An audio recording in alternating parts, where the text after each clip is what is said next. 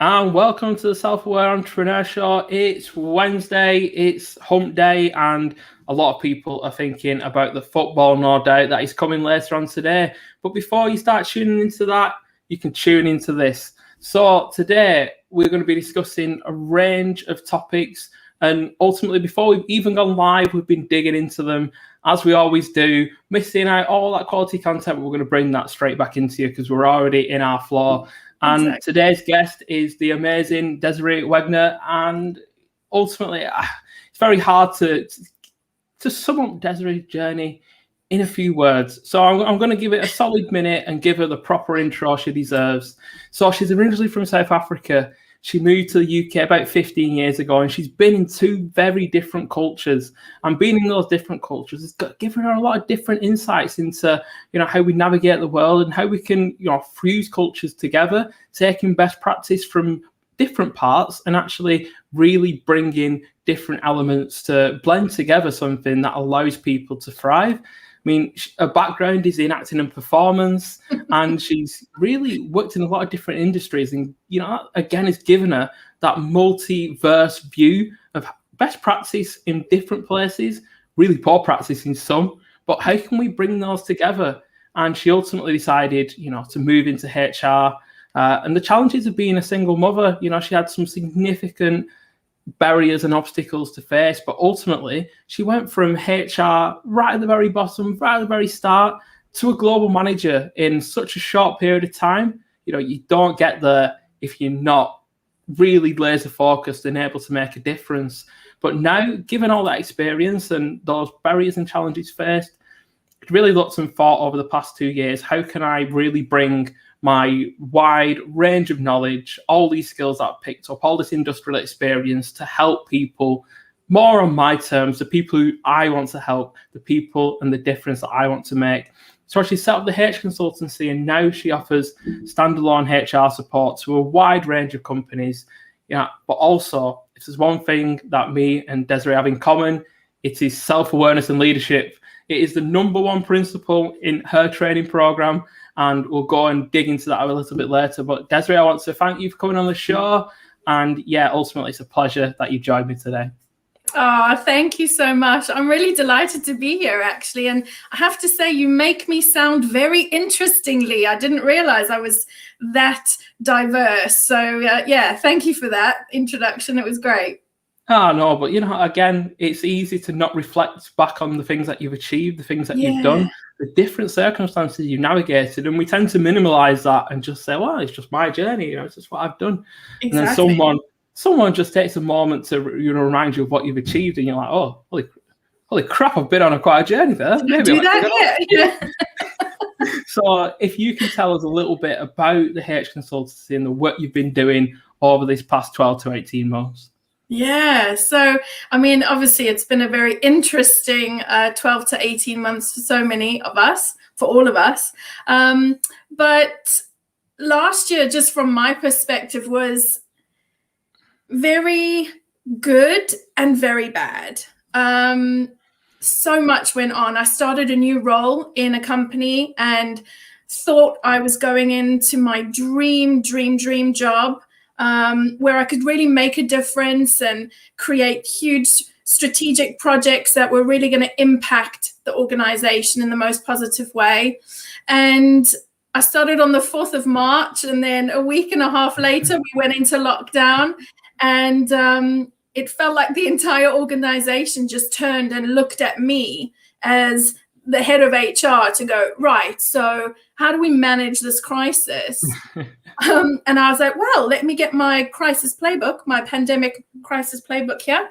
And it was tough. It was really tough. It was myself and my HR assistant. And, we had to really be very agile and come up with ideas incredibly quickly and make big impact because, as I say, I just started.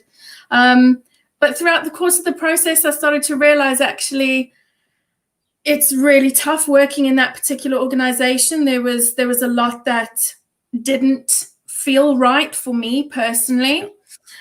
And then taking into account the whole personal impact that lockdown had. So my little boy really started to suffer with anxiety and aggression, and there were all these other emotions coming out in this child that I was kind of missing because I was so engrossed in trying to help the organization and do and fulfill my professional piece, that I feel like there's an element where I neglected my personal life. And I think that's quite a huge lesson, and I think it's something that a lot of us would resonate with, you know, when you have to choose one over the other. And yeah, it kind of just started blowing up personally. There was lots going on, so really had to make a hard decision, and I decided to resign and leave. And with nothing else to do, I was like, well, maybe now is the time to actually open your own business. And I don't think I'm the only one that thought that. I think so many people took that leap.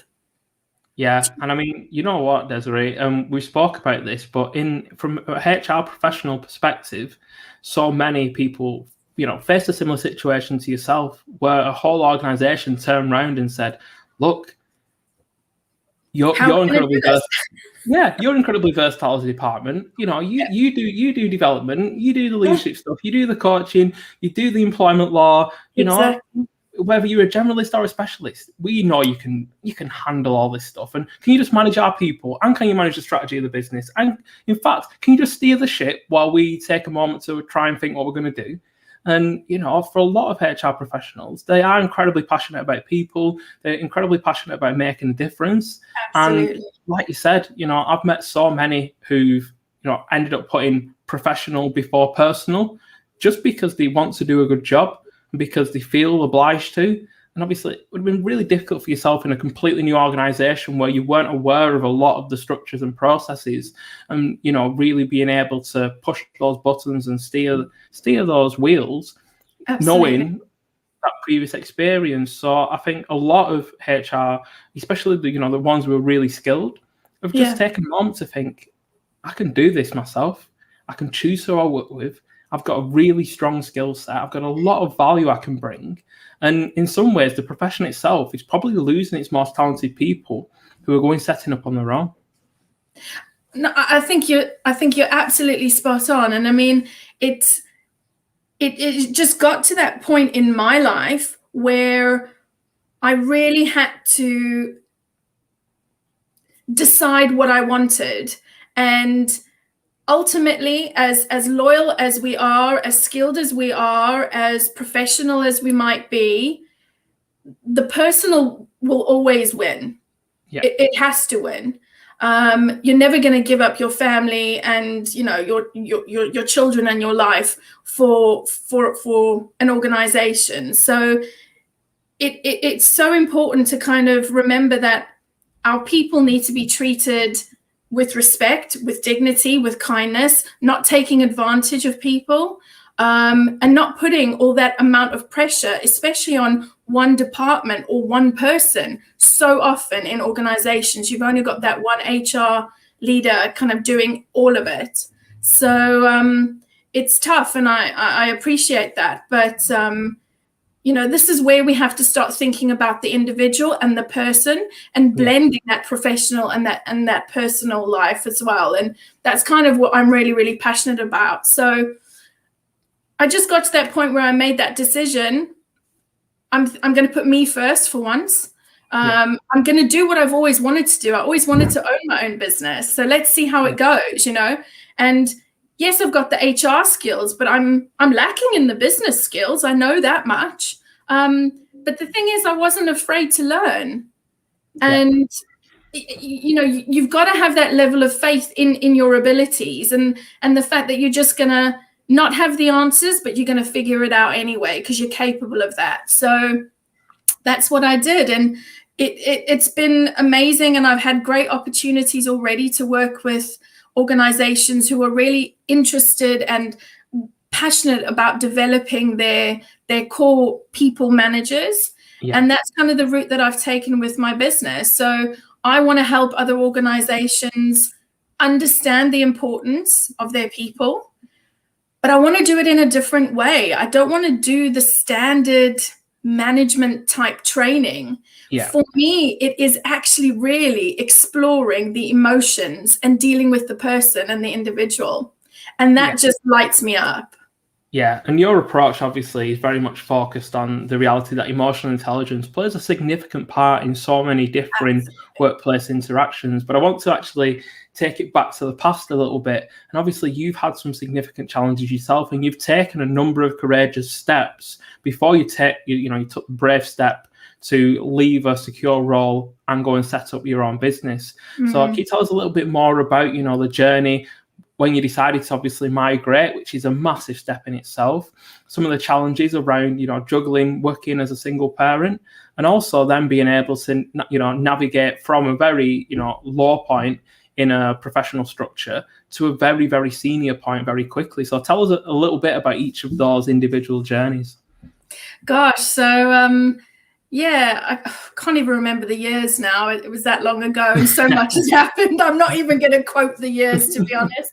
But I moved to the UK about 15, 16 years ago, and I'd finished my drama degree and had the most amazing time and tried entering the acting industry in South Africa. But I don't think that the timing was right for me personally and what I was able to offer. So I made that decision to come to the UK because my mom is from England, and started out in the hospitality industry, which I have to say, is one of the best playgrounds to learn how to deal with people. Yeah. And, kind of coupling that with my drama background, I kind of now realize how I've always been interested in that whole behavioral piece. Yeah. And being an actress, you observe and you study human behavior in order to mimic it or just get into the vibe and the emotion and the headspace of a character. And then working in hospitality, you're really, really put in that crisis point nearly every single day in service, But it was the most exhilarating industry I've ever worked in, I have to say. But there was always that love of working with people and wanting to train people and see where that would develop. And I tried getting into HR then, and I could never do it. I was just never getting applications put through, and it was because I didn't have the qualifications, even though I knew that I had the skills and abilities to make it work. But kind of fast forward a couple of years ahead, then I had my son, and he was very young when my relationship broke down. So I had no choice at that point. I was like, right, I've got a 7-month-old. It's just him and I. Yeah. What are you going to do with your life, Desiree? So I decided at that point on my maternity leave, that's when I was going to study and get my qualification. And that was hard, having a baby, studying, working part-time. But I think when you really, really want something, you make it happen regardless. Yeah. It doesn't matter what's going on at that point. And I was just really fortunate at the end of my studies. I got a 4-month fixed-term contract. And again, everybody was telling me in my personal life, that's ridiculous. Don't take a fixed-term contract. You can't afford that. And I was like, I'd be a fool not to. It's the only thing that's coming my way at the moment, giving me the opportunity for experience. There we go. Different mindset, seeing the opportunity. Absolutely. Take the risks, see the opportunities. So I did that. And then very soon after, the fixed term contract was coming to an end. But then I got a permanent role in a high street retailer, one of the largest in the UK. And I was there for 3 years, and it was just, again, the most amazing learning experience. And then after that, I was like, you know what? I stayed in a role for 3 years. I learned a lot, but I'm going to be quite conscious about the roles that I choose going forward. I'm always going to choose the type of role that is probably a little bit out of my capability or skill reach, let's call it. Yeah, a little bit uncomfortable. Absolutely. Let me always push myself. Yeah. And that's what I landed up doing. So the downside to that was that I always landed up being in a standalone position. Yeah. So from a well-being perspective, you always land up taking on the burden of an entire organization when you're in that standalone position. But on the other hand, on a development aspect, I was doing everything. So again, you know, just taking every opportunity that I could. So worked in aviation, had an amazing career in aviation, although it was short, and then moved on to global head of HR for a biotech company. And now I own my own business. So I guess I'm a risk taker. I never thought of it like that, but it's definitely part of my DNA, I'd say. Yeah, and it's about, I suppose, taking those measured risks and kind of having the courage, and understanding that, you know, courage and fear are almost like on a scale. If we have too much courage and not enough fear, we're going to take risks that put us in a place where, you know, we actually don't want to be there. Exactly. You know, there's a real balance there. But like you said, you know, you had a child, and at that point, you'll be willing to take those opportunity risks and actually realize that, you know, it's not just me anymore. No. And that's a really powerful driver for developing and really pushing and compelling people towards, you know, closer to the potential and really finding out what they can achieve. And like you said, you've never been comfortable. You've always been learning. But now that puts you in such a good stead as a business owner, because being an entrepreneur, running a business, you can never stop. The dynamic and agile world, everything's changing around you, and you've still got to make decisions at speed. But what I want to talk about now, Desiree, is your thoughts on leadership. And, you know, we spoke about this at length, but ultimately, you know, what you've seen on your journey, some of the managers and the leaders and the senior leadership teams that you've been part of, you've worked with, you started to really deduce, you know, what's good. What traits do those people have? What skills have they built? How do they hold themselves? The charisma they have, the presence, and looking at a lot of those aspects and starting to really kind of think, okay, I've seen an awful lot of leadership, both good and bad. I'm going to try and create something that really helps those future leaders to start to build those skills, embody some of those traits, and really bring those elements forward. So can you tell us a little bit about, you know, your tips for the inspiring leaders out there? Gosh, I think first and foremost, you know, leadership development for me, as I've said before, is a passion, and it comes with such a heavy amount of responsibility that for me, it's something that should never be taken lightly. Yeah. Whatever leadership role you take, whether it's in the workplace, outside, volunteering, in your personal life, that leadership element to your role is vital.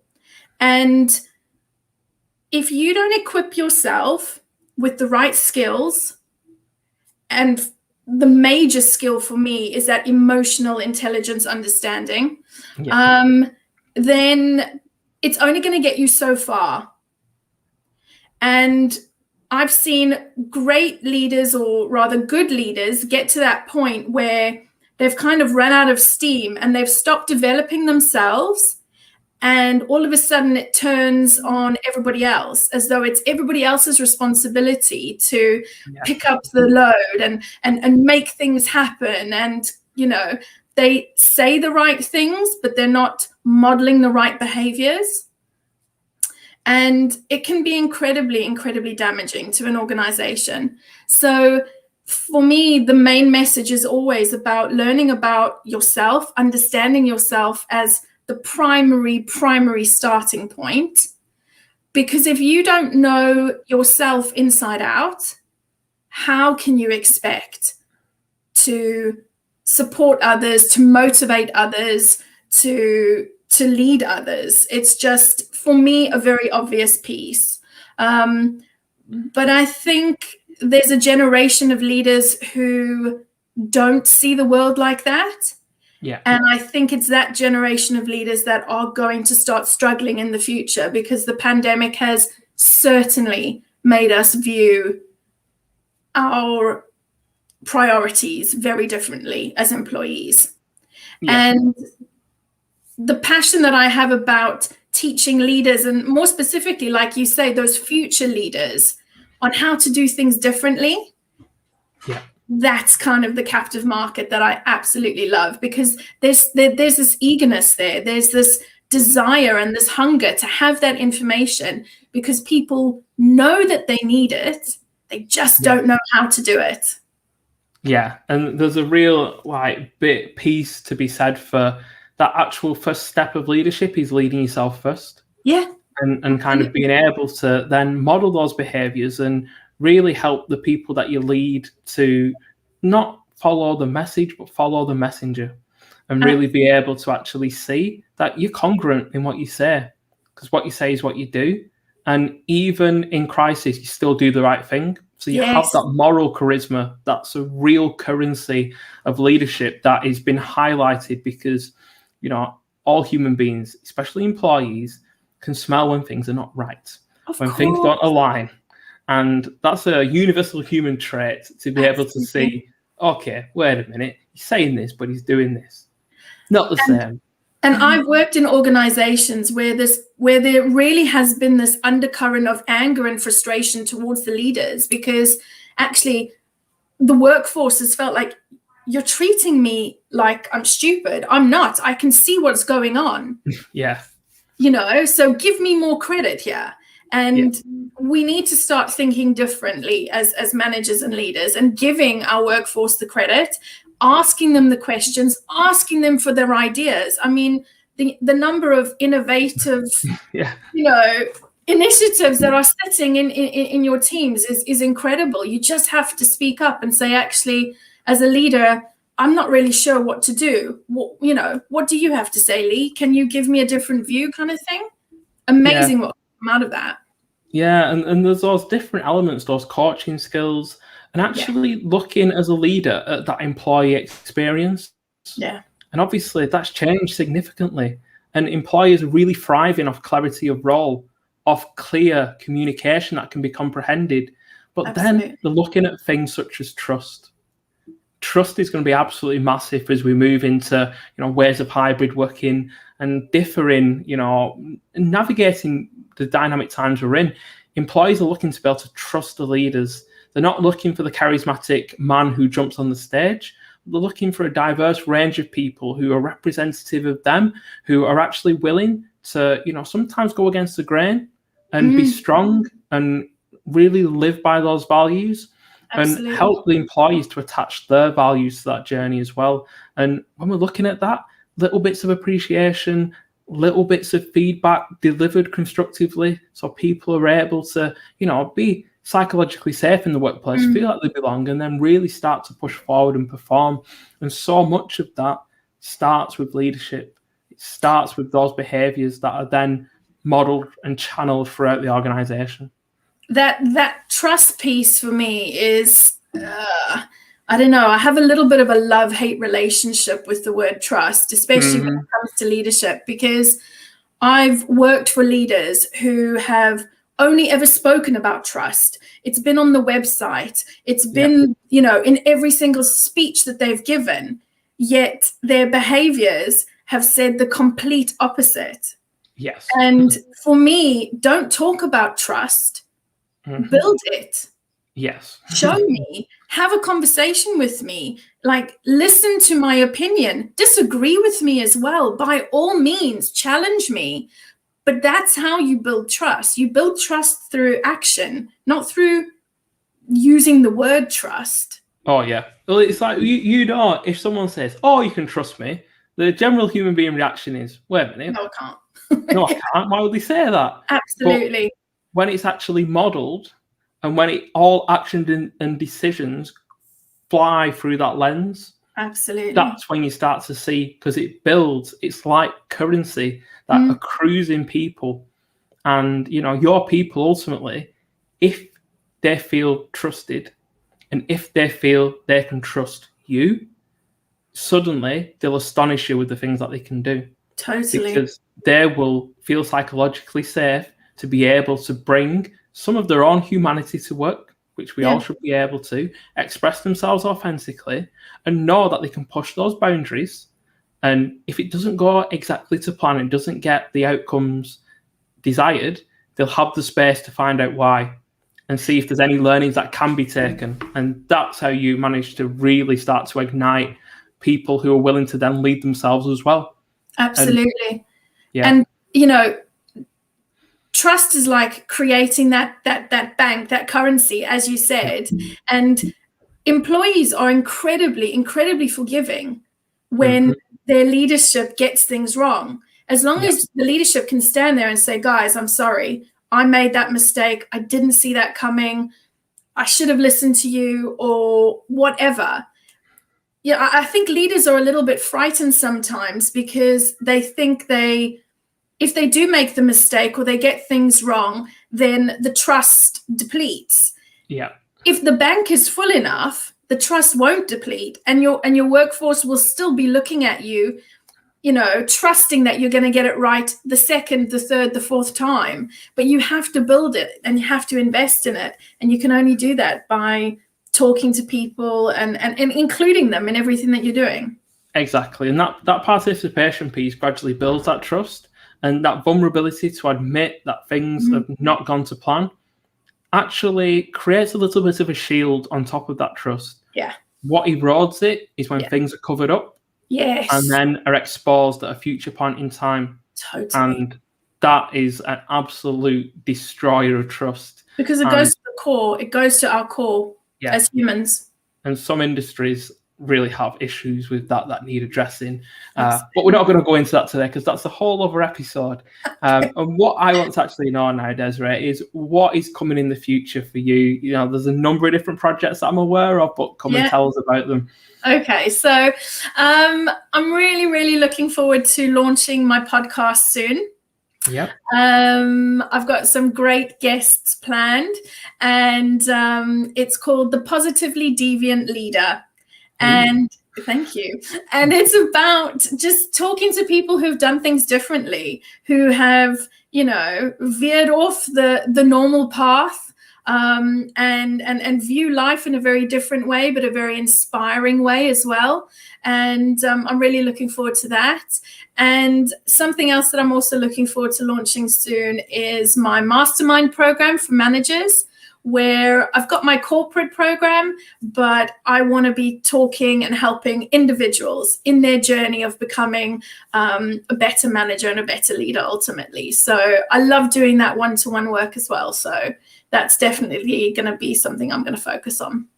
Yeah, so those are two things that, you know, you're personally driving forward and everyone should be looking out for. So where can people find out more about those? Oh, okay. So I hang out on LinkedIn. And I'm currently working on my website, and I'm doing all the things that, you know, every startup should be doing. So as soon as we get to the point of being able to launch email lists and websites and everything, you'll probably see that it's on LinkedIn, and you'll be the first to hear about it there. Yeah, that's super. And have you got a quick word for Happy HR, for any HR professionals listening? Oh, what a great idea. Absolutely. So also part of Happy HR, I'm a co-founder, and we are a HR group on Facebook. So if there are any HR professionals out there looking for a transformational, radical HR group to join, where there's an amazing vibe and family feel about it, but you're able to ask all those strategic HR questions and learn from amazing people and members in the group. So by all means, find us on Facebook, and that's Happy HR. Happy with an I. Happy with an I. So yeah, check them out. And yeah, if you want to be part of that community, then that is definitely a place I'd advise you to go and check out. So as we come towards the end of the show now, Desiree, there is one final thing I want to ask you. And that is, if you've got one tip to the aspiring leader for something they need to do or think about at this moment today, what would that be? Assess what your strengths are. Understand what your strengths are. Find that out. Explore those and use that as your basis and your springboard and your platform. Yeah, and I think that's great advice, because it's so easy to start looking at our weaknesses and how can we build those up. But ultimately, we're born with strengths that we can really utilize very early on, very quickly. And so unique to every individual. Oh, yeah, and use them as the foundation and that base, and it will be solid. It's much easier to build foundations for a house if you know how to build foundations and you use your strengths to dig the hole. Absolutely. And your strengths to build the foundations back up. So yeah, thank you for that advice. And yeah, again, that assessment, that reflection is the first step of that self-awareness piece. Absolutely. Understand yourself, become more aware, and that gives you not only the tools to explore yourself, but the tools to also be able to understand the people around you, to become more compassionate and kind, step into their shoes, understand some of their challenges, think about some of the barriers and obstacles they may face that you haven't, and all of a sudden you'll find yourself being able to communicate more clearly, being more present, and just ultimately people will start to respond to you that, wait a minute, they're authentic, they're expressing themselves, their words, their actions, how they act, how they interact, all align. I know what I'm getting. This person in front of me is a person that I can connect to. And it just becomes so easy, doesn't it? It just becomes an easier relationship. So it's worthwhile investing in. Yeah, so much so. So I want to thank you again for coming on today, Desiree, and, you know, being able to share some of those interesting insights, also a bit of vulnerability about some of the challenges that you did face, and really be quite transparent about the fact that, you know, this entrepreneurialism is not for everybody. But if you have the courage to take that step out, look at the opportunities, and you know what? You will learn so much. And even if you end up going back into employment and taking your skills back to an organization, you'll be richer for it. And 100%. You'll also be more aware of where you are comfortably uncomfortable, because we've all got to be stretched. But what we don't want to be is continually panicking all the time. No. And having that meaning and understanding and going out exploring ourselves, you know, whether it's from country to country or whether it's, you know, through parenthood or through how we work and the purpose and the meaning that brings, there's always space for courage and exploration. So again, thank you to everyone who's been listening today. Thank you to Desiree for joining me. And we'll be back on Monday for the last show in this series. Wow. And I'm going to leave the guest a mystery until that point. It's a Gareth Southgate. Oh, hey, you never know. You don't know what it's going to be, and I'm not going to announce it until the weekend. So you have to tune in on Monday, everyone. Thank you again for joining us, and have a great Wednesday.